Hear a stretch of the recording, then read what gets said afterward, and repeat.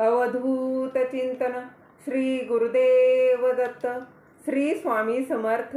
माझ्या स्वामी कृपा चॅनलमध्ये सर्वांना नमस्कार.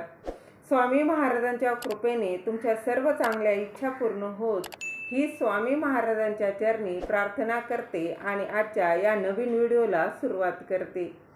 उद्या आहे 21 जुलै 2024 वार रविवार आणि या दिवशी आहे गुरुपौर्णिमा. गुरुपौर्णिमा म्हटलं तर आपल्या सर्व स्वामी भक्तांचा, त्याचबरोबर दत्त महाराजांचा जे काही भक्त आहेत त्यांचा अत्यंत महत्त्वाचा दिवस.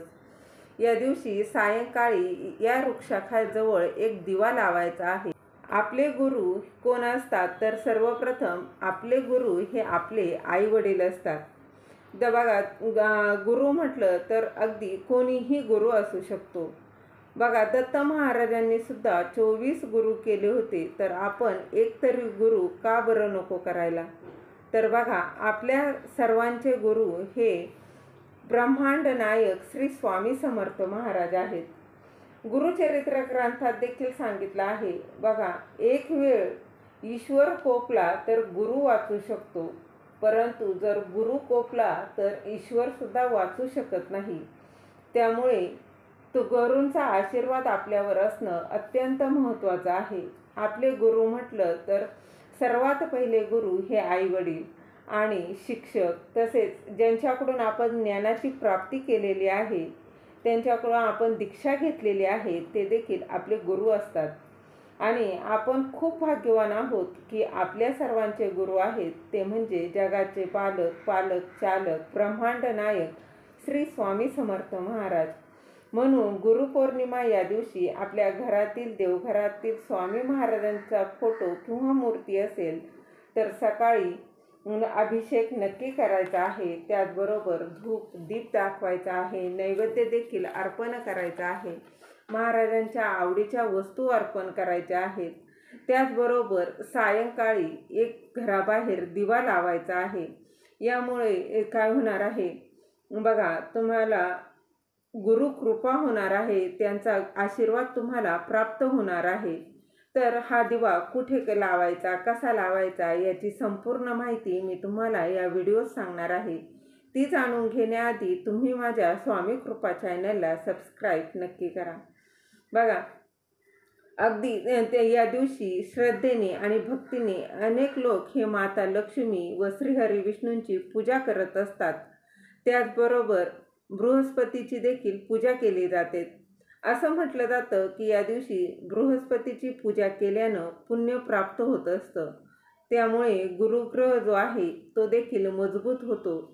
ज्यांचं बघा आर्थिक स्थिती सुधारते. त्याचबरोबर जीवनातील संकट, कष्ट, अडचणी दूर व्हाव्या, त्याचबरोबर घरात सुख शांती नांदावी म्हणून या दिवशी साक्षात धनाची देवी माता लक्ष्मीची देखील पूजा केली जाते.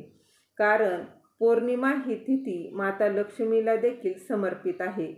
माता लक्ष्मीची सेवा अर्थात घरातील श्रीयंत्रावर सेवा केली जाते, जशी की कुंकुमार्चन सेवा. कुंकुमार्चन सेवा कशी करावी, त्याचबरोबर नंतर त्या कुंकवाचे काय करावे याचा व्हिडिओ मी आधीच आपल्या चॅनलवर अपलोड केला आहे, तुम्ही तो पाहू शकता. त्याचबरोबर नवार्ण मंत्राचं पठण तुम्ही करू शकता. श्री महालक्ष्मी अष्टकमचं पठण करू शकता. त्याचबरोबर गुरुपौर्णिमा म्हटलं तर आपल्या गुरूंची सेवा होणं तितकंच महत्त्वाचं आहे. त्यात तुम्ही मूर्ती असेल तर अभिषेक करू शकता. नैवेद्य श्री स्वामी चरित्र सारामृताचा एक पाठ नक्की करायचा आहे. एक पाठ म्हणजेच 1 ते 21 संपूर्ण अध्याय जे आहेत ते तुम्हाला पठण करायचे आहे. त्याचबरोबर तुम्ही गुरुचरित्रातील 15वा अध्याय वाचू शकता. त्याचबरोबर गुरुचरित्रातील 14वा अध्याय तुम्ही पठण करू शकता. त्याचबरोबर 11 माळी श्री स्वामी समर्थ श्री स्वामी समर्थ या मंत्राचा जप देखील करू शकता. त्यानंतर 11 वेळा तारक मंत्राचं तुम्ही पठण करू शकता. ही सेवा तुम्ही अगदी श्रद्धेने करा आणि गुरुपौर्णिमेला आपल्या गुरूंना, आपल्या स्वामींना भेट म्हणून द्या. जेवढी जमेल तेवढी सेवा नक्की स्वामीचरणी अर्पण करा. बघा, त्यानंतर सायंकाळी तुम्हाला हा उपाय करायचा आहे. सायंकाळी म्हणजे तिन्ही सांजेला दिवे लागणीच्या वेळी हा उपाय करायचा आहे. हा उपाय जर तुम्ही गुरुपौर्णिमेला केला तर स्वामी कृपेने व दत्त महाराजांच्या कृपेने सर्व शत्रूंचा नाश होईल. त्याचबरोबर शत्रूंचा त्रास जो आहे तो देखील याने दूर होणार आहे. तुमच्या मनातील सर्व मनोकामना ह्या पूर्ण होतील. गरिबी नष्ट होईल, दरिद्री नष्ट होईल. तर यासाठी तुम्हाला एक मातीची पंती घ्यायची आहे. बघा, त्यानंतर ही मातीची पंती तुटली फुटलेली घ्यायची नाही, अखंड मातीची एक पंती घ्यायची आहे. त्यानंतर ती स्वच्छ धुवून पुसून घ्यायची आहे. त्यामध्ये नंतर कापसाची दुहेरी वात करायची आहे आणि त्यामध्ये थोडंसं शुद्ध साजूक तूप टाकायचं आहे. नंतर शुद्ध गाईचं तूप तुम्ही टाकल्यानंतर त्यामध्ये चिमूटभर हळद देखील टाकायची आहे. हा वातीत बघा, या वाती ज्या आहेत त्या लाल रंगाच्या बनवायच्या आहेत. आता लाल धागा असेल तर तुम्ही त्याचे देखील बनवू शकता किंवा कापसाच्या वातीला थोडंसं तुम्ही कुंकू लावून घेतलं तरी देखील चालणार आहे. नंतर हा दिवा एका प्लेटमध्ये घ्यायचा आहे. त्या प्लेटमध्ये थोडीशी हळद टाकून त्यावर हा दिवा ठेवायचा आहे आणि हा दिवा तुम्ही सायंकाळी दिवे लागणीच्या वेळी प्रज्वलित करायचा आहे. तर हा कुठे करायचा तर बघा, तुमच्या जवळपास जर कुठे औदुंबराचं म्हणजेच उंबराचं जर झाड असेल ना, त्या झाडाजवळ हा दिवा तुम्हाला प्रज्वलित करायचा आहे. तर काय करायचं आहे, सर्वप्रथम त्या झाडाच्या जवळ हा दिवा प्रज्वलित करायचा आहे. त्यानंतर झाडाला मुळाशी हळद कुंकू अक्षता व्हायच्या आहे, अगरबत्ती लावायची आहे. त्यानंतर औदुंबराच्या झाडाला तुम्हाला 11 प्रदक्षिणा देखील मारायच्या आहेत आणि ह्या प्रदक्षिणा मारत असताना श्री गुरुदेव दत्त, श्री गुरुदेव दत्त ह्या मंत्राचा जप करायचा आहे. हात जोडून प्रार्थना करायची आहे आणि तुमच्या आयुष्यातील शत्रू नष्ट होऊ द्या. त्याचबरोबर तुमच्या मनात जी काही इच्छा आहे ती पूर्ण होण्यासाठी अतिशय मनापासून श्रद्धेने विश्वासाने प्रार्थना करायची आहे. त्यानंतर तुम्हाला मुख्य दरवाजाच्या बाहेर देखील एक दिवा लावायचा आहे. बघा, आपल्या मुख्य घराचा दरवाजा हे आपल्या घराचं सर्वस्व असतं. तिथे सुद्धा एक दिवा लावायचा आहे.